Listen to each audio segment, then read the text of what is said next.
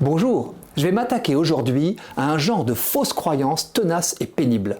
J'ai déjà parlé de celles qui nous sont extérieures, cette fois il s'agit de celles qui concernent notre identité. Elles peuvent nous pourrir la vie et celle de ceux qui nous aiment et nous entourent. Ce ne sont plus des fausses idées sur le monde, mais des idées fausses sur notre propre compte qu'il va falloir éradiquer. Je pense à celles qui nous dévalorisent en nous empêchant d'être nous-mêmes, qui nous bloquent dans nos relations, notre travail, nos projets, notre prière même. Elles ont un caractère si enraciné et aliénant qu'il peut être difficile d'en prendre conscience sans recours extérieur. Le renoncement à nos fausses croyances est une humble démarche vers la vérité qui requiert à la fois notre participation active, notre volonté, et un abandon spirituel à la providence de Dieu. Lui seul peut nous nettoyer du poison sournois qu'un esprit de mensonge a pu instiller. Pour chasser nos fausses croyances, il faut d'abord les démasquer, puisqu'elles se déguisent en prenant l'apparence de la vérité. Commençons par celles qui bloquent notre action. Ce sont des croyances limitantes. Elles peuvent tout autant ruiner notre vie de famille que notre réussite professionnelle, individuelle ou collective. Quelques exemples. Je n'y arriverai jamais. Je ne suis pas à la hauteur. Je ne suis pas capable.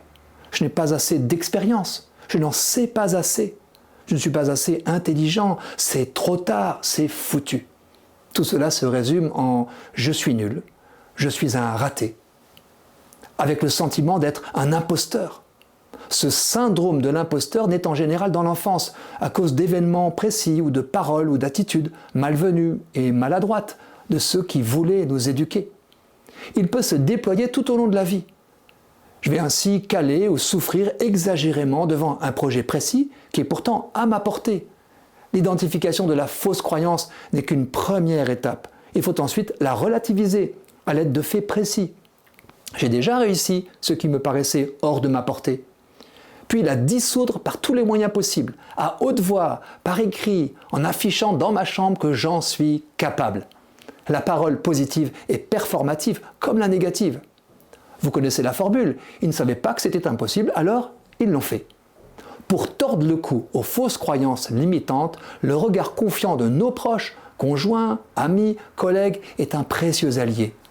Nous héritons aussi de notre histoire toujours un peu chaotique des fausses croyances de jugement qui nous minent tout au long de notre vie. À l'arrivée, je suis un mauvais conjoint, un mauvais père, un ami insignifiant, une mauvaise personne, un mauvais chrétien. Rien à voir avec l'humilité. Il peut même y avoir de l'orgueil caché dans la dévalorisation chronique.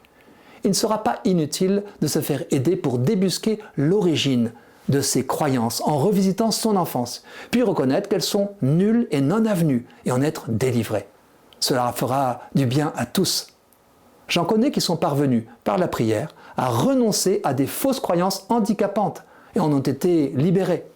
Que nous soyons toujours capables de travailler à devenir ce que nous sommes, c'est une bonne nouvelle.